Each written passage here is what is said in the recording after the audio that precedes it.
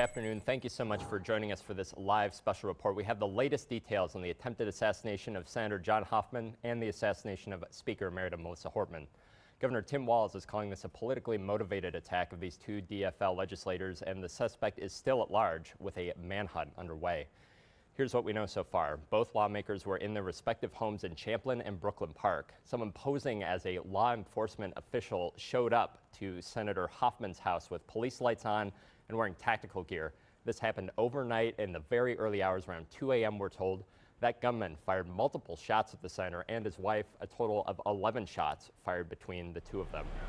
Now, both have undergone surgery and are alive. Officials are, quote, cautiously optimistic that they will continue to improve.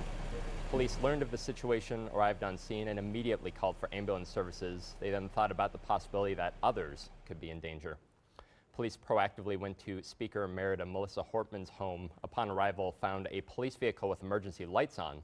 Someone dressed as an officer fired at police, who then fired back. The suspect then fled on foot, with police actively searching the area alongside the FBI and BCA.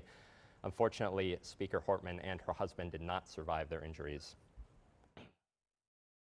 Minnesota Governor Tim Walz held a briefing on shootings and offered a brief tribute to Speaker Hortman. Speaker Hortman was someone who served the people of Minnesota with grace, compassion, humor, and a sense of service. She was a formidable public servant, a fixture and a giant in Minnesota. She woke up every day determined to make this state a better place. She is irreplaceable, and we've been missed by so many. Minnesota's thoughts and prayers are with her family, her loved ones, her children, and her parents. The governor went on to speak on the importance of peaceful political discourse, citing the recent compromises during this year's legislative session. The governor was also joined by Drew Evans, who serves as the superintendent of the Minnesota Bureau of Criminal Apprehension. He shared details on the ongoing manhunt that's being coordinated between multiple agencies. The Brooklyn Park Police Department, along with other members, the Hennepin County Sheriff's Office, State Patrol, FBI, BC, and many others are actively engaged in a manhunt for the individual that we believe is responsible for this. Again, we're told that the suspect was said to be impersonating a police officer. RNA Pasal joins us now. So many people sharing their condolences, just their shock at this horrific attack. A lot of them from right up here as well. You know, I don't think a lot of people have been able to really process what's happening yet. I mean, I think anyone, even us in the newsroom, we're kind of like, well, is this really happening? And so, and a lot of people have served with Melissa Hortman, and they've served with Senator Hoffman. And so here are some reactions we have. Mayor Reinhardt said he is absolutely heartbroken. Melissa was in his freshman class in the House, and he said John and he served in the Senate together. The mayor is praying for their families, and he added, there is no room for political violence in Duluth or Minnesota. Former Range lawmaker Carly Moline, who served as a representative for the Range, posted she is overwhelmed with grief and horror, and that Speaker Hortman reached out to her last year in her time of need. Statewide, Secretary of State Steve Simon said that he and Hortman went to law school together. They were elected the same year to the Minnesota House of Representatives. She and her husband Mark attended Simon's wedding, so he is numb about their deaths and is praying for the children, parents, and family.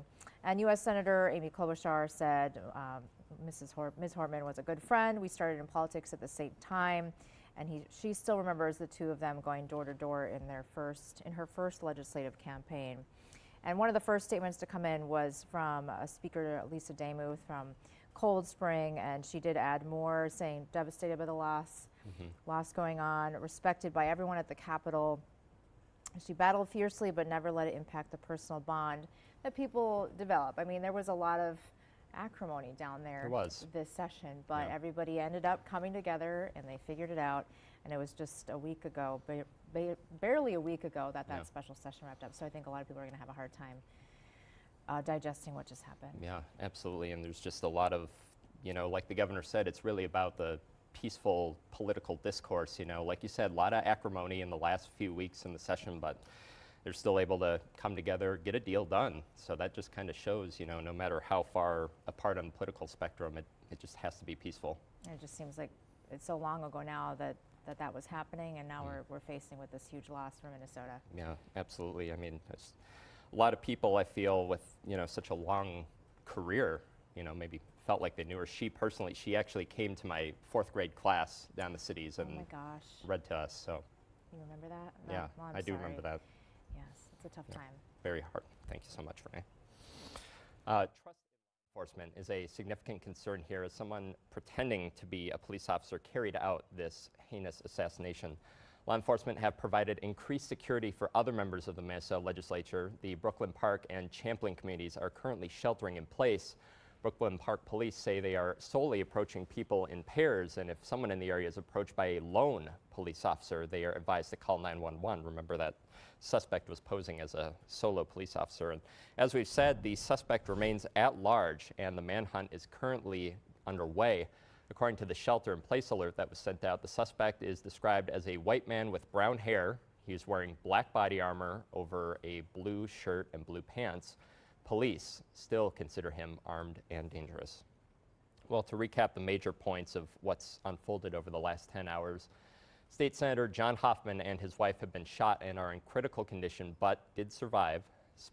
House Speaker Emerita Melissa Hortman, as well as her husband, have been shot and killed. Both incidents carried out by a man posing as law enforcement.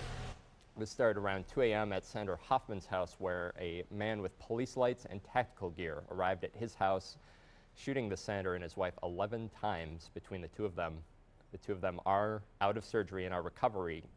Officials say they're cautiously optimistic and they will survive this assassination attempt.